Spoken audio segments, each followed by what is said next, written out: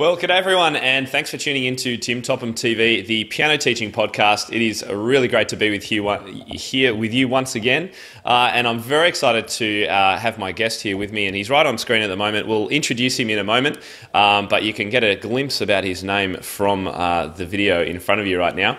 And this episode is all about the way technology is changing the face of teaching across the world.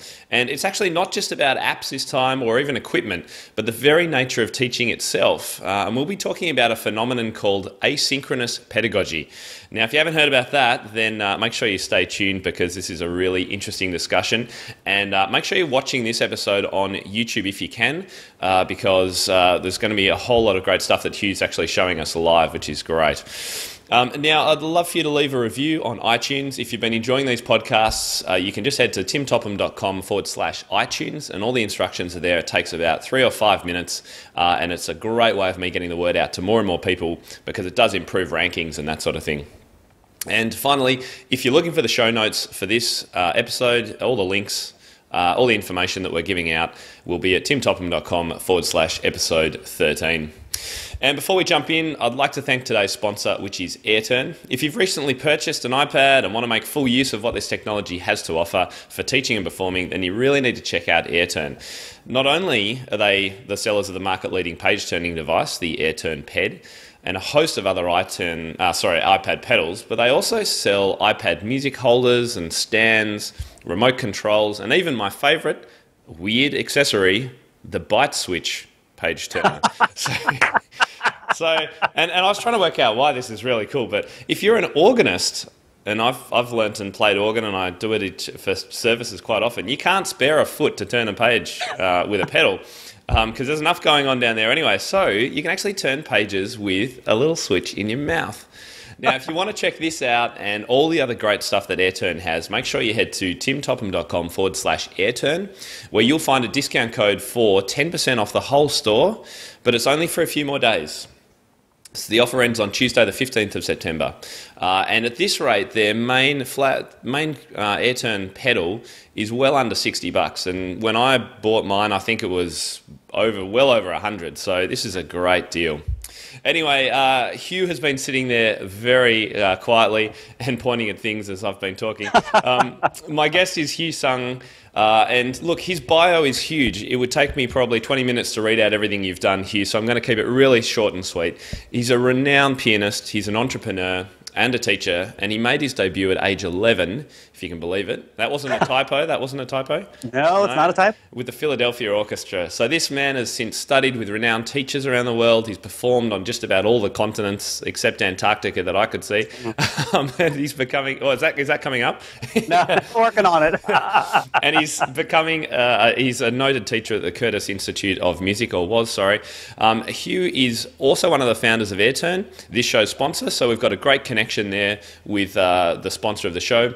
And he has popular website and YouTube channels. And in 2014, he joined the teaching group at artistworks.com, which is an online music school whose technology and teaching method will form the basis of much of today's discussion. So, Hugh, welcome. Thank you very much for being on the podcast. Tim, thank you so much for having me on your show. Great podcast. I really enjoy listening and watching you. Thank you very much. I'm really enjoying getting into everything we've got today, and I'm just excited about all the stuff that's going on behind you. This is really, really good. But look, just before we jump into today's topic, I actually, when I was reviewing your bio, found out about visualrecital.com. Now, last week's episode was with Kristen Yost, and we were talking all about reinventing the recital, so how to make it more interesting. And one of the things she was talking about was actually getting artists into... She's done this before, had them draw and create art while music is going on. Sure. And I saw that website of yours and I thought, do you want to just give us a quick rundown? Because that might be a great link into what some people were hearing last week. Boy, the Visual Recital was an old project that was a good 15 years ago that I was kind of playing around with the idea. Right. So the basic idea was this. I wanted to create the Fantasia experience live. I wanted to take Disney's animation and find ways for musicians to control live animations from their performances. The first system really silly, stupid. It was just PowerPoint slides that I would control with a primitive foot switch system. Okay. Yep. But it was interesting. I did a performance using that primitive system in Brazil. And then I met some Brazilian programmers that took me to their underground CIA-style headquarters and exposed me to some amazing technologies. And one of the technologies, before I abandoned the whole idea, was actually getting into graphical programming for audio and visuals. It's an open source program called Pure Data, and the visual component is called GEM. And with Pure Data, what you can do is you can control input options, output options. You can create your own audio synthesizer. But what's really interesting is that I could start to delineate pitch, I could delineate volume, all different parameters of the input. So instead of me pushing a switch to change scenes manually, I could play the piano, and as the music got louder, the image would perhaps change shape or color or size. Okay. If I hit a certain note, then you would start to see snowflakes fall down. I could do all sorts of cool effects, and quite literally I could improvise my performance and then change it on the fly to have different effects, and I would use a foot switch to change the scene. Yep. But then each scene would have a new set of different visual parameters. Sometimes I have a webcam on myself, you see my hands, and they'd start to change shape and color as I played. And it was really just my attempt. I'm a very visual person by nature, and one of the frustrations I know, believe it or not, as a musician, is that the language of music is very vague. And for folks who have never had musical training, it just goes over 99% of people's heads. Yeah, absolutely. So what I wanted to do was what Fantasia did. Take the music, put it into a story, bring it to life, so that people who had no experience, and particularly for like contemporary music, really obscure, hard to understand scores, I wanted to really reveal the magic of the music in a different language, but yet using the visual medium to help people get that bridge, to say, oh, I understand, that's exciting, oh, that's a place to pause, or that's something mysterious. All the emotive things that you express musically, I thought a visual medium was going to be the perfect pairing, but it's so much work. I need a whole production team just to do these shows. Absolutely, I can imagine. And interestingly that you say this was sort of 10, 15 years ago, because now I know there are iPad apps out there that do respond to music and do these great graphical imagery things, isn't it? It's amazing how technology's changed like that. I mean, probably not the same sophistication, but it's not. Exactly. The thing with there have been a lot of visualization programs. The problems, it's all the same static stuff. It's basically generated fractals, which will take your sound and just do mathematical equations to turn them into different patterns, mathematical patterns. Yep. That's great, but if I want to tell a story, a visual story, one of my early successes was the story of Babar by Poulenc. Right. A wonderful little narrative piano piece, and telling the story, seeing the little animations of Babar and his story. Children loved that, and they got the music, and the music kind of emphasized what the visuals emphasized back and forth. And so that's a great example of bringing the music to life through a visual story. Yeah, okay. Well, so there's obviously some information there. If people are interested, they could probably check it out. Is that website still live? Yep. But perhaps not quite so relevant.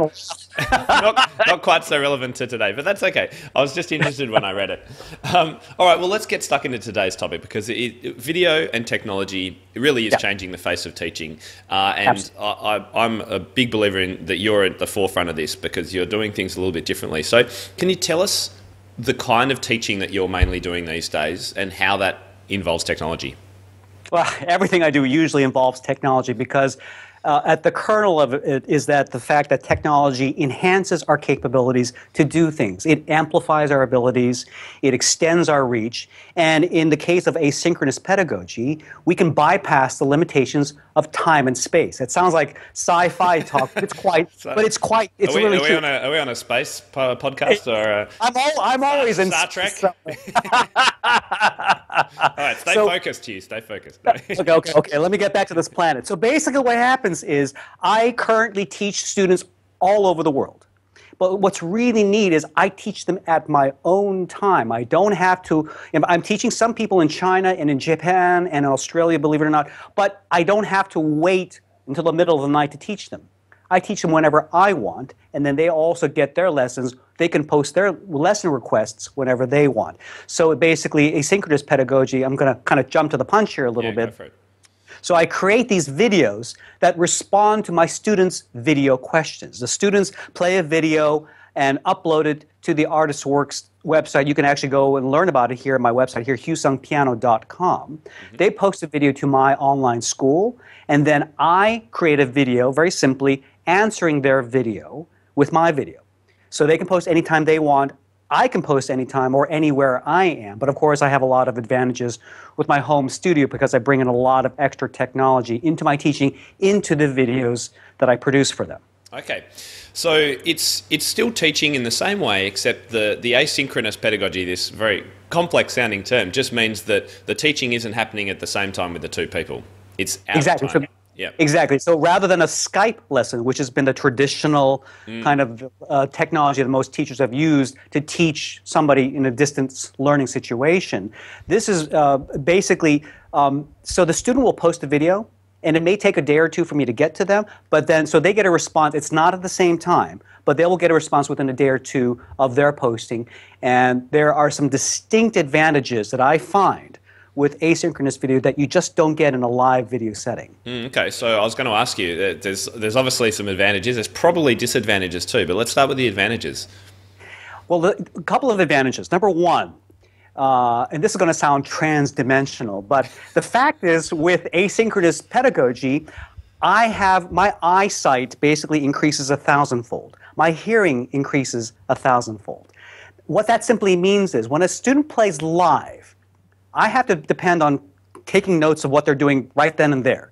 Sometimes I'll miss it. And of course, if I'm looking at my music, I miss what I'm seeing with their hands or their posture. Absolutely, yep. But when I can see their video and two very simple words, stop, well, 3 words, stop, pause, rewind. Yeah. With these 3 simple words, I can review every detail of a student's performance. So they may only upload a 3-minute video of a little section of a piece, but I can break down exactly what they're doing and better analyze what's going wrong because I can pause at any moment, see where their hands are, see if they're using the wrong fingering. I might have missed the first time, go back and review, oh, that's why they're doing this or that. And that's what I mean by my eyesight, my hearing, my analysis is amplified 1,000-fold simply because I can pause, rewind, and review endlessly until I get just the right answer for that particular student situation. I just can't do that as effectively live. Again, with practice, you can kind of take your notes really fast, but you're always going to miss something. You can't pick up everything. That's right. Yeah. That's right. Yeah. And I guess this relies on the students giving a clear video for you and audio. See, that's another advantage of the asynchronous video system, or the lesson system. With Skype, now you and I are working with high, good broadband connection, so our pictures are relatively good. But believe it or not, for most of the world, there's a lot of the world is still on dial-up.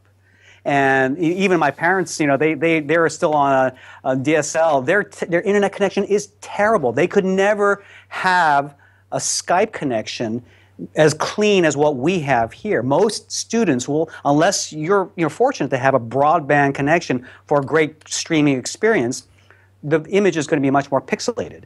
When you can create your video with your own local hard drive, then upload it, then your image quality, your sound quality is much, much better because you're not buffering and streaming through a live stream.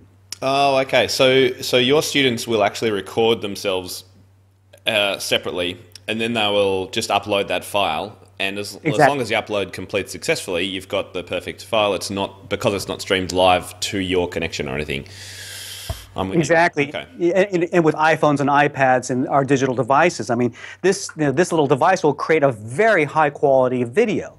But if it doesn't have to be compressed for a streaming experience, I can really see excellent detail, hear excellent detail. But when you stream it, you lose a lot more information live. And for those of you listening, you were just holding up an iPhone. Was that right?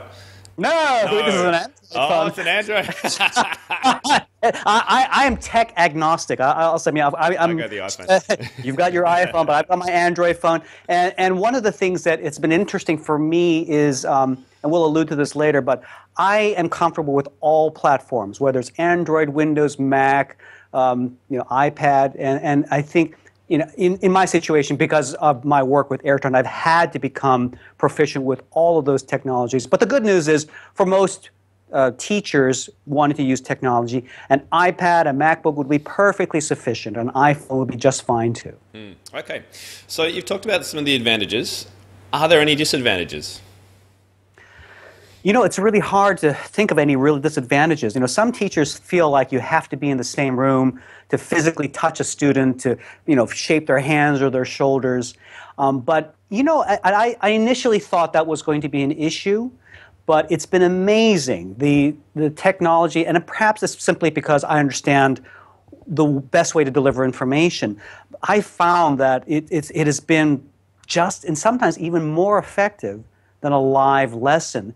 Again, when I can take the time to step back and really analyze what's going on in terms of posture, even with sound production. Now, the only disadvantage might be, again, it gets to a higher level. If you're getting to a kind of a professional level experience, then perhaps being in the same room at the same time, you get more of some of the nuances. But I actually find that not to be so much the case. Again, with the high quality of videos that you can upload, I pretty much capture all the information. You think about the YouTube videos everybody watches, they're very compressed in terms of their audio quality, but nobody seems to complain when they can hear their favorite composer or favorite artists playing, on a YouTube video. Nobody complains about the low quality of those videos. It's the same thing. So. Yeah. Exactly right.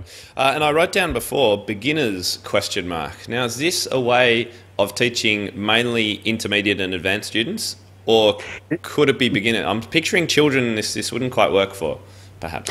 That's a very good point. I teach beginners of all ages. I have a brand new 6-year-old who just signed up for my school. She's adorable.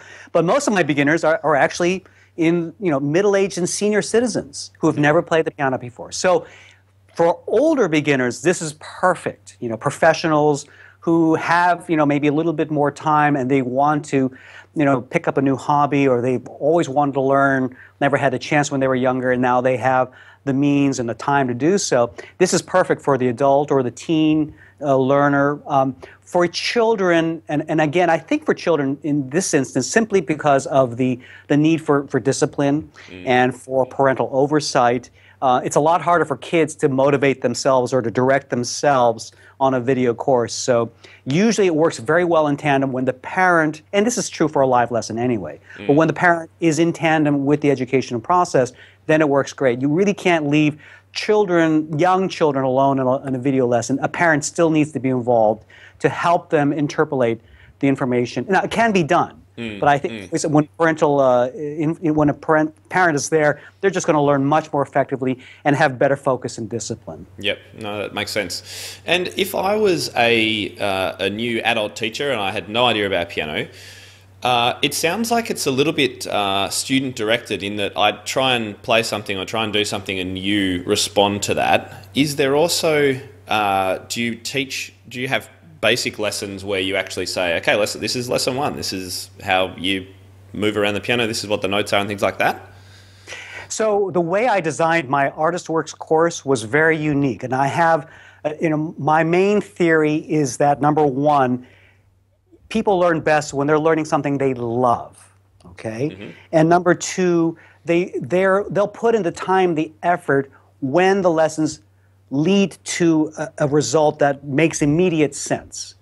So one of the things I shied away from when I created my online curriculum was starting from esoteric exercises that didn't have an immediate application. Okay. I create the exercises from songs that people either want to play on their own. People can either go through my curriculum, or some people just say, I just want to start learning X piece. And one of the things I'm best known for is teaching people how to play Clair de Lune. And I teach people who have never played the piano before. And we just get started right off the bat. Here are the first notes. Put your hands here, put your hands there. And as they're learning, I say, oh, by the way, this is a key signature. Oh, by the way, this is a flat. Oh, by the way, here are some rhythms. And as they're getting their fingers on the keys, it's partially rote, but then with the rote, I can mix in the theory to help them understand why the music works the way it does. Right. And so by the time you've gone through all of Clair de Lune, you've built up a substantial advanced technique in the shortest amount of time possible, because it's very much you've learned everything you need to learn that piece, and you've got the immediate reward of like, oh, it sounds great, and now I understand why I'm doing that. So it's a thrilling way to teach, and it's a way that I'm surprised that more teachers don't employ. I know you're very big on teaching popular music and helping students to start off with what they want to play. And I think that's a great motivation, and it requires a lot more imagination from the teacher to take those popular songs and extract useful information, break it down for the students so that they're not just playing their favorite things or learning by rote, but actually developing the good fundamental tools so that they can learn their own songs later on, right? Yeah, absolutely. And yes, I'm 100% with you, but I use pop music in exactly the same way. Here's the song, but that's not really the point of what we're doing. It's just a window, a doorway through to learning about how that song was constructed and the musical features of it, which then helps you learn other music. So yeah, I completely agree. I would imagine most teachers wouldn't teach that way. One, because it's too hard. Oh, sorry. No, that doesn't sound quite right. It takes time and effort and thought that a lot of teachers just simply don't have, because it's like back-to-back lessons, and you want to have some time with your family and that sort of thing. But here's the beautiful thing about the asynchronous pedagogy method. So, for instance, I had about 15 students I had to teach. Was it yesterday? Chunked it out in 3 hours. Right. The students pull up their pieces. Some students, I can spend 2 or 3 minutes. I just go right to the point and say, most of this sounds great. This is what you need to work on. 3 minutes, I'm done. Yep. Another student may take 5 minutes. The longest lesson I think I've taught is 15 minutes. Okay. So with this method, my time is much more focused. I get right to the point of what the student needs, and I have more time to myself. So I can still do all my business pursuits, my marketing, and all my performing, my recording. I have a new CD that just came out. So all of these things I have more time for, because my time is much more efficiently focused. And by the way, when a student needs extra help, I do a lot of personalized arranging. So a student wants to work in a piece, maybe it's a little too difficult for them, I'll write an arrangement for them. Mm-hmm. The good news is that now all my students online can follow. That's another thing about the ArtistWorks program. It's not just one-to-one. All the videos are treated like a master class. So everybody can see everybody else's lesson exchanges.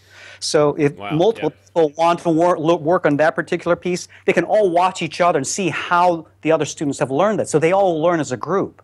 And when I make a customized arrangement for one student, guess what? That's now available to the whole school. And so the extra creativity I put into a particular student, I always think about the maximum benefits for as many people as possible. And it always comes in the form of rewards of, first of all, the students become fanatically loyal. They love working with you. That fanaticism extends to their friends, and suddenly you have more students that want to work with you. And frankly, it just works so beautifully that it teaches so many people all at the same time.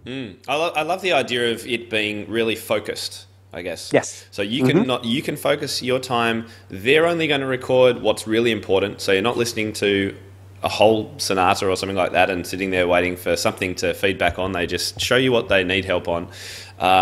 And the fact that everyone can see it, I think, is brilliant.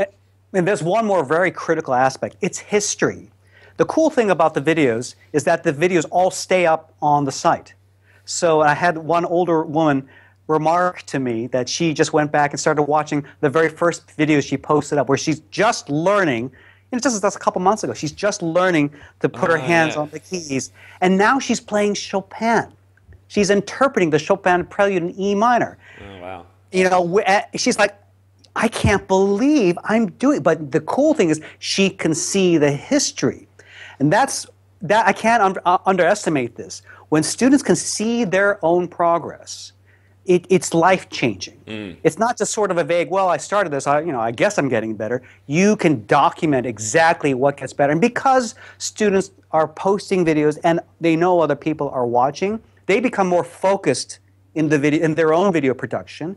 But they also realize that they want to take what I've done and apply it and really make it work. So they don't put the video up until they fixed it. I can say about 99.9% of the videos I get show distinct dramatic improvement from the previous video. It's the most accelerated thing that I've seen, and I can document it. That's the coolest part. You can look at somebody's history and say, hey, check your video out, 10 videos ago. See how much further you've gone? And you just see the improvement in these folks who thought they could never play before. It's just so thrilling, so amazing. Yeah. It's great. It's very exciting. I really like the concept. Do they pay a monthly fee or something? How does that work? So I have to warn everybody, my school is prohibitively expensive. I charge about $10,000 an hour. No. The great thing, too, is because this is basically crowdsourced technology. We can disperse the cost of that amongst a larger group of people. So basically what it comes down to work with me comes out about $1 a day. And that means unlimited access to all the videos, unlimited video postings, unlimited responses. Some of these students are posting videos every other day. It's quite amazing. So we have 1 month, 3 month, and 12-month memberships. And obviously, when you get the 12-month membership, it's even cheaper than $1 a day. Yeah. It's quite amazing. No, it's definitely the way things are moving online too, aren't they? To the kind of subscription models that give you more access to more things that more people do together and is all shared. I think it's great. It is, and what makes me feel really good too is I really believe this is a kind of model that can change the world, because now I can say to that student who's in the middle of nowhere, who can't find a teacher, who can't afford lessons, $1 a day, just about anybody can afford that. And not only is $1 a day, but they're getting the best, well, if I may say, some of the best lessons. Really, they're getting some of the best lesson experiences they could get, and still personalized help. It's not just they get a bunch of discs and they're on their own. They watch the videos and they're getting personalized help from me and from the other teachers in the school that teach other instruments as well. So they're getting personalized help from some of the best people in the industry. That's an amazing model that should transform music education around the world. Yep, absolutely. And what about the equipment? Do you permanently have cameras and things set up? Because otherwise it's going to take you ages to do the feedback videos, isn't it? If you've got to set all this stuff up and everything. Is it all just ready to go? Well, some of it is ready to go. I mean, believe it or not, I still have live students coming, so I have to tear the whole studio down and make room for them. So I've got, the main things that are the headaches are the studio lights and the cabling and everything. But I've gotten so good that I can put it together in about 10 minutes. Okay. The things that I do have a permanent ceiling cam that I have screwed into my ceiling. That stays there. But everything else can be taken apart pretty easily. But yeah, I have a ceiling cam, a forward cam. I've got my MacBook, which actually streams my sheet music. And in fact, I can show you a demonstration. Well, we can talk about some of the other sheet music demonstrations. And then I have a video switcher that can switch between all 3 channels. So what's really cool is that I can show markings on my music on the video, and they can see my fingerings, my notes, any kind of graphic notation I want. I can demonstrate that for you if you'd like. I would love to see it in action. Could you? All right, absolutely. So let me switch over. Let's go over to this. I know one of the questions you wanted to ask. So here's some music. I don't know if you can see that. Yep. But I'm using an app called Fourscore. It's one of my favorite apps. It's spelled F-O-R-S-C-O-R-E. It's a PDF reading app specifically designed for musicians. So one of the critical things as a teacher is I need to show the music. And let's say somebody needs help finding a fingering. I can use my pen and just draw markings. And let's say I want to show them a 1, 5, 5, maybe teach them the pedaling. I can use different colors to show the markings there. I can use highlights to emphasize different things. And the nice thing, too, is that it's all non-destructive, so I can erase it. And I can also, more critically, I can save multiple versions of the song for different students. So if multiple people are playing the same song, I can save the fingerings or the notations for one student and have different versions for another student, so that I never lose track of what they're doing. So it's really a remarkable... You're on your iPad just in front of you, right? And that's just being relayed to the screen. Yep, great. So I've got my iPad. I've got a little video connection to this screen over here. But I do a similar technology. So what I'm doing on my video feed, because my MacBook back there, I don't know if you can see it, I have a MacBook back there. It has a video connection out of its lightning port into the video switcher. what I do is I normally have my iPad on my piano, and I'm reading it and teaching from it just like I would in a live situation. Yeah, right? okay. And I'm using a program called Reflector on my MacBook. Reflector uses AirPlay, which is built into all Mac products. And from my iPad, I simply swipe up from the bottom, turn on AirPlay, and as long as my MacBook and my iPad are on the same Wi-Fi channel, I simply turn it on. My iPad appears on the Mac screen, and that in turn appears on the video stream when I switch to that channel. And so whatever I draw or do on my music appears on the MacBook, which then gets fed into the channel. Sounds convoluted, but it's actually quite simple once you get used to working with it. Yeah, and we'll put a link to Reflector that's for Mac, and I use X Mirage, which is the PC version that does the same thing. So we'll put links to this online. Yep. I've just learned something new. Thank you so much. Yeah. Okay, so you've got the score in front of you and that sort of thing, and you've shown us about the annotation. I'm a big fan of Fourscore. I use it all the time. I store all my music in it. It's so good. Sure. Were you going to show us something else about how you actually do the lessons, or what the cameras look like, or something? Well, I can't unless I get my MacBook and start spinning it around. Basically, yeah. So I mean, I have I can talk about the details. It's really a lot of cabling. Yeah. But yeah, I was going to say we probably don't want to go into too much detail, because I also don't want to turn teachers off when we go too much into the technology too, because it's like it can be overwhelming. Like, and I know there are some teachers out here who'll be listening who would be just thinking about buying their first iPad. They might not even have one yet, and so to start talking too far might be going into a bit too much depth. Well, the great thing about the iPad, and I will say this, even though I have an Android tablet, I have two iPads. The iPad is the most mature when it comes to music applications. They simply work the best. So I highly recommend any teacher brand new to teach, using technology to teach, start with an iPad. You'll have a lot of tools right under your fingertips, and they're very easy to use. So Fourscore is a great app for reading PDF files. And by the way, a great resource, I didn't put a slide up here, but another really great resource is a book, an old-fashioned book called From Paper to Pixels, Your Guide to the Digital Sheet Music Revolution. It's a book I actually wrote when I was working at AirTurn, and it was written exactly for musicians who know nothing about computers. If you don't know how to turn the computer on, if you don't know what a tablet is, what's the difference between a tablet and a computer, much less how do I put music into my iPad? What can I do with it? This book is written for you.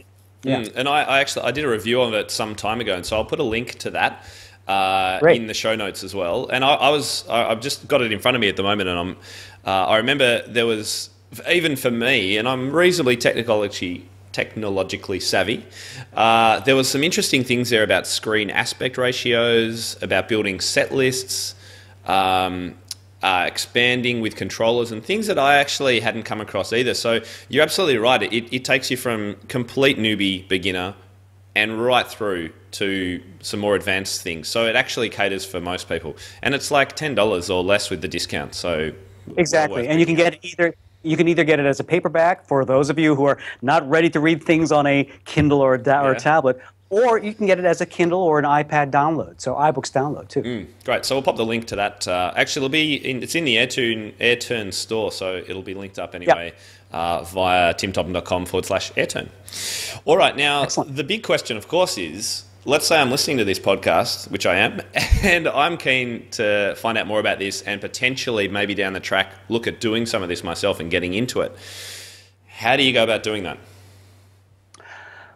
The Artist Works school itself is a closed school. I mean, it's invitation only, hand-selected faculty for now.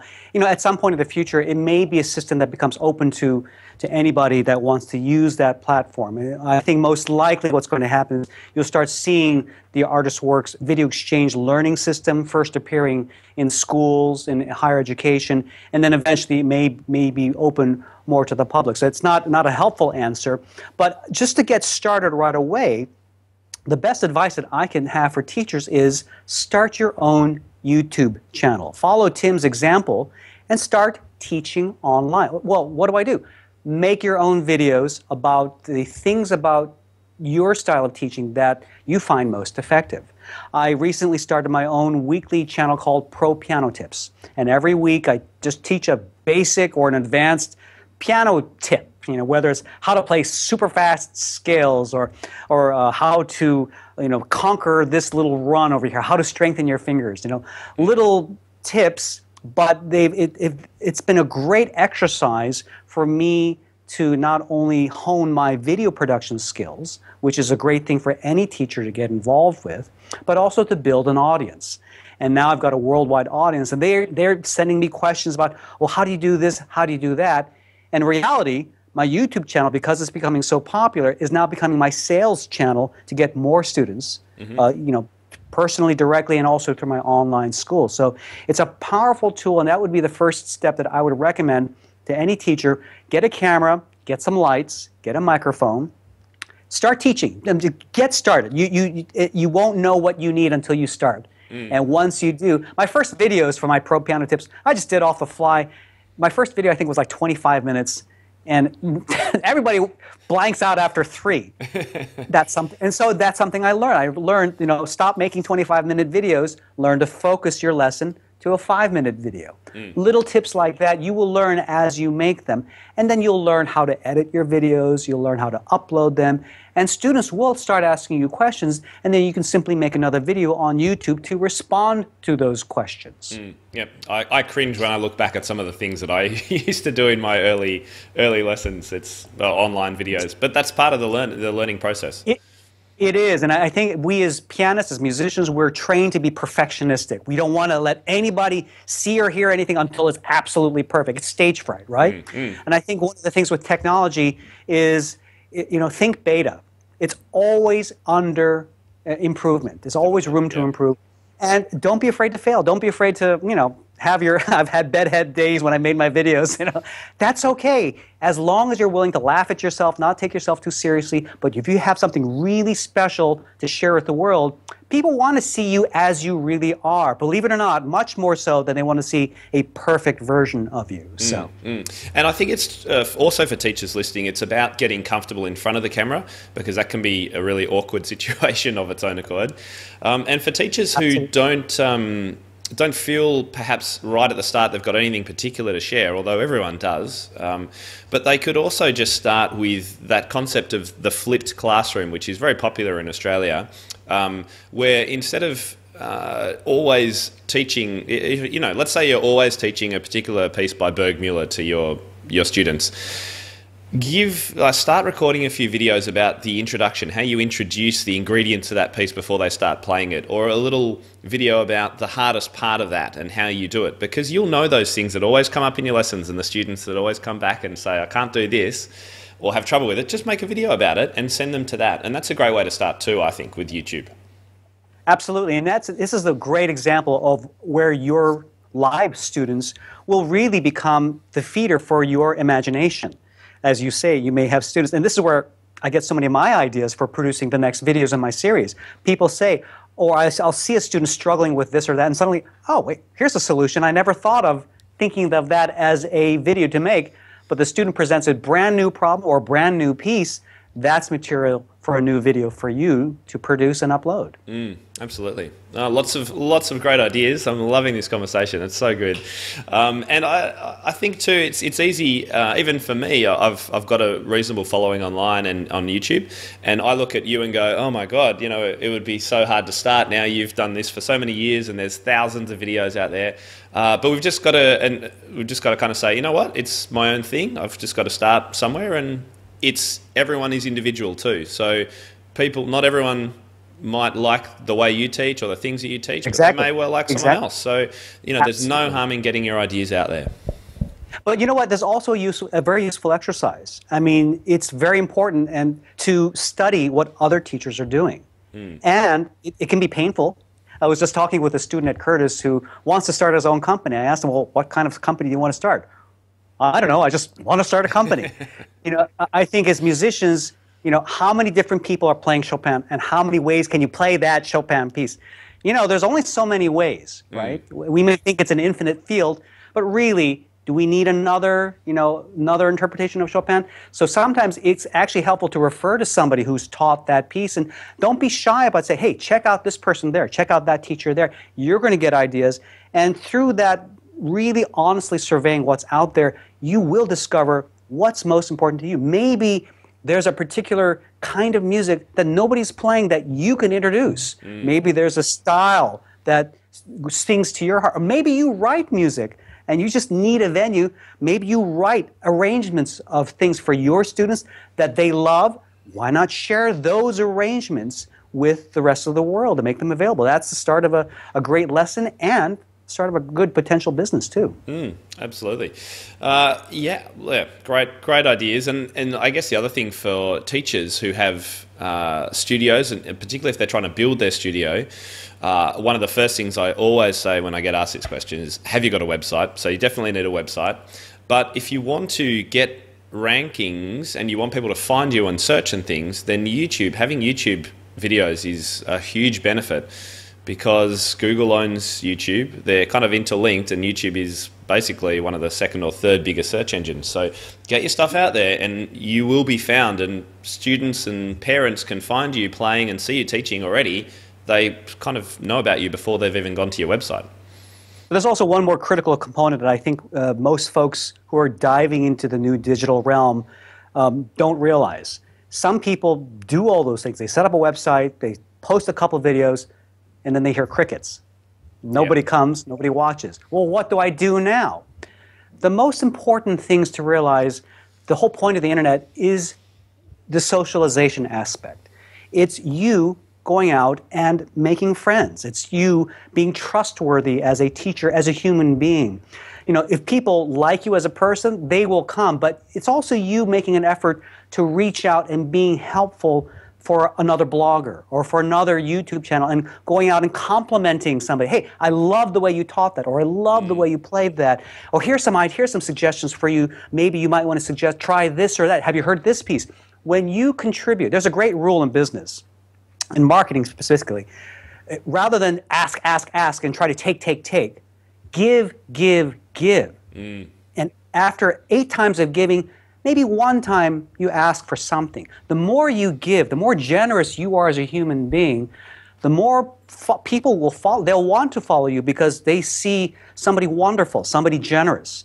And the 1 time you might ask for something, guess what? They're your friends. They would be more than happy to oblige, or to listen at least to what you're offering. So my first rule for not just doing the technical things of setting up a website, YouTube channel, social media, be a great human being. Be generous. Be kind. Contribute. Share. Compliment. That's a big one. Compliment other people. And then when it comes time, be patient. And then when it comes time for you to ask for something, trust me, it will come, because the goodwill is there already. Build a relationship with the folks you're trying to reach out to in a genuine way. That's probably the best thing for people getting forward with technology. Oh, you've just given me a warm and fuzzy feeling inside, Hugh. I almost want to finish on that because it's such a great point. I've got a few more questions, but what were you going to say? Well, just that fact, we sometimes, it's easy to get enamored and boggled down with the technology is so complicated, got to learn this, and that. But in the end, you can think of Craigslist. It's the ugliest website, but it functions because it brings together basic human needs, people who need things and who want to share them. Some of the best websites are not pretty. They're very simple, but because they address such core human needs, you don't have to have the prettiest website. You don't have to have the most advanced technology. If you are a wonderful human being and you give and you share, trust me, people will find you, they'll come, and you then use your technology to leverage that, but it never replaces who you are as a human being at the core. Absolutely. And sharing is the now, isn't it, when it comes to pretty much every industry, I think, but particularly teaching. I remember when I started blogging and presenting at conferences, I would get teachers coming up to me afterwards and sort of saying, you shouldn't be giving all these great ideas away. And why are you sharing all this stuff? Because, teaching has such a closed door mentality, classroom as well as instrumental. It's like, no, this is my idea. I've kept all these notes from however many years and they're all mine, sort of thing. My secret fingerings. Don't share those secret fingerings with anybody else. That's right. And I'm so glad that is changing, and it has changed significantly in the last 10 years now, and I certainly don't get asked that question anymore, and so many more people are starting to get this idea that really we all benefit when we all share things, and that's exactly the core of what you just mentioned before. Absolutely. Yeah, I mean, you think of it, we still, I mean, as much as music education has advanced, the vast majority of the world is still musically illiterate. So we've got still a very big job to do when we as teachers collectively want to change the world and bring great music to the world. We still have a lot of people to reach to. Yeah, and so absolutely. We need to be generous to get more people to appreciate the art that we love so much. Yeah, that's brilliant. All right, so last couple of questions, Hugh. Let's say you're a teacher listening to this. We kind of mentioned it before, and you've just bought an iPad to use in your lessons, but you're kind of like, I don't know where to go. What should they do, and what would be your first 3 or 5 apps to get? The first thing I would do is to get my book. Yeah. I know it sounds cheesy. No. I know it sounds cheesy, but it is designed exactly to answer that question. I've met so many teachers who are so intimidated by iPads, technology. This book answers those questions, but not only answers them, it opens your eyes to what's possible. Because in reality, teaching with technology changes your world. You start to realize you can do so much more for your students than you could ever have done with just a piano and pencil and paper. So one example, of course, is Fourscore. That's probably the number one app I would get. Another app I would get would be something called Music Notes. MusicNotes.com has a phenomenal sheet music reader that's free, but of course you buy their sheet music. But if you're teaching popular piano in any level, you really should get the sheet music viewer app. It's actually one of the most advanced apps for a lot of different features for not only annotating, but also and other things as well. Okay. But I would get that app. Here's another app that I wanted to show you. This is one of my secret weapon apps. This is an app called Coach's Eye. I don't know if you can see this. Oops, it's up. Well, let me try to see if I can get this back here. Hello. Maybe you can. All right. I just opened it up again. Let's see. Hold on. Come on. Get away. Angles or something. Yeah. It's trying to tell me to buy something right now. Here we go. All right. Okay. You can edit that out. Anyway, so Coach's Eye was developed for sports people. And if you've ever seen sports TV, they'll show you play-by-play. Well, you can do that with musicians too. So I'm going to zoom into this, and this is a flute player, but I can scroll forward and stop in time. I don't know if you can see that. And then what I can also do is I can do really cool things. I can annotate. Watch this. So I can say, hey, watch where his lips are and watch how he's moving here, and just do posture things and watch how you're moving your head, your fingers. And so I can do a play-by-play analysis of a student's posture. and it's kind of hard to see on the screen, but I've used this in lessons where I've seen students with bad posture, they're crouching or their arms. I do a Coach's Eye session with them. I draw the arrows, I show their back and their spine. I show it to them, they watch it, fixed instantly. That's the fastest fix for posture I can show. And you can share the videos and send them to them. So Coach's Eye, fantastic. Cool. It fixes things like that. And again, because when you have video and you're playing things back, the students, they respond to that far more than, sit up straight, Johnny. Well, you can tell them, but the cows come home. But when they see why their posture is affecting their playing, they fix it themselves. It's really quite remarkable. I've got a student who I'm going to try that on next week. I'm going to get that. Coach's Eye. I like it. Coach's Eye, yes, a fantastic Great app. tip. Thank you. The other thing I would get would be an AirTurn. Yep. And now, an AirTurn is really probably more useful as a performance tool, but with an AirTurn, I can turn pages hands-free. Forward. See that? And back. Forward and backwards, right. Yeah.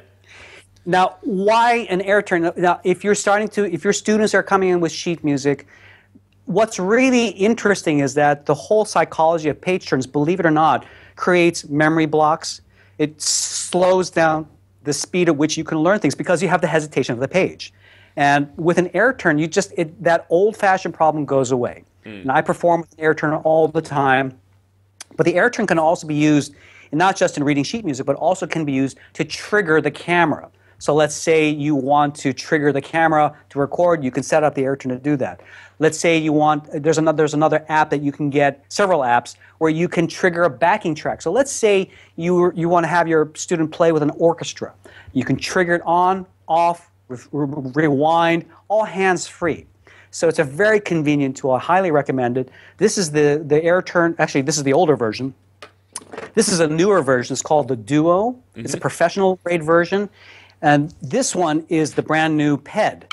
It's kind of a light version, but it's also cheaper, but really, really wonderful. So either the Duo or the PED. Duo is great for professional applications. The PED is just a great everyday pedal for budget-minded musicians, but they're both terrific options. So highly recommend that you invest in an AirTurn so that you understand what it means to not deal with your music the old-fashioned way. I agree, and I'm a big fan of AirTurn. Yes, they are sponsors, and I'm quite open about that. But I only endorse products that I use and I am passionate about. And AirTurn have completely nailed that part of the market. It is a great product. So, yep, highly agree. Now, I was just going to very last question too, is what do you think are some of the biggest mistakes teachers make when it comes to technology or starting to use technology? I think the biggest mistake that most teachers do is trying to do too much. They try to learn about everything instead of mastering a few things at a time. That's one mistake, and then they just get frustrated, and then they just never advance.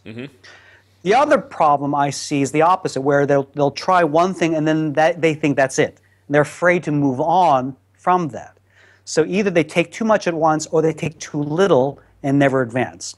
Either one of those are situations where you have to understand once you get on the technology treadmill, your mind is going to be blown and your thinking is going to be expanded. But then hopefully if you understand it, you become more creative, you become more productive. And the last thing you want to do is stand still and be content with just a little bit. As you grow, your business will grow, your art will grow, everything improves, but you have to be willing to go along for the ride, even if it's a little bit at a time. I think that's the biggest mistake. The teachers are too afraid.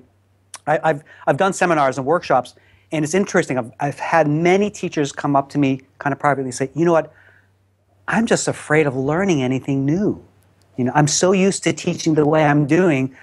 I'm scared of learning this brand new thing, And that's that for me. I think the teacher that is afraid to be a student, afraid to learn, that's the biggest mistake, whether it's in technology or art. So I really like that. I encourage people that listen to what I do or read my blogs to, again, it's just small chunks. Just take one idea from a presentation, because the conferences, they're fantastically exciting and engaging, and you get all these ideas, and you get home and you go, where do I even start? Where do I start? Yeah, exactly. So you just have to do, one thing, download Fourscore, for example, and start loading music onto it and start reading from it.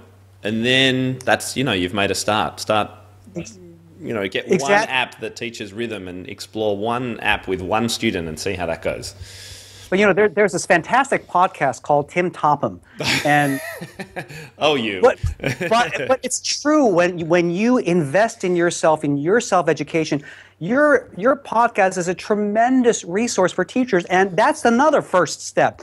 Take a walk in the morning, listen to Tim every morning. Learn what Tim is presenting by getting all these minds together, and you will be inspired, and you'll try one or two things. And if you're listening to Tim on a regular basis, you can't help but grow and get excited. And, the technology will just come smoothly as a result. But follow Tim's podcast. I mean, this is a great resource. I can't recommend you highly enough. Thanks very much, Hugh. I really appreciate it. And I didn't pay you to say that either.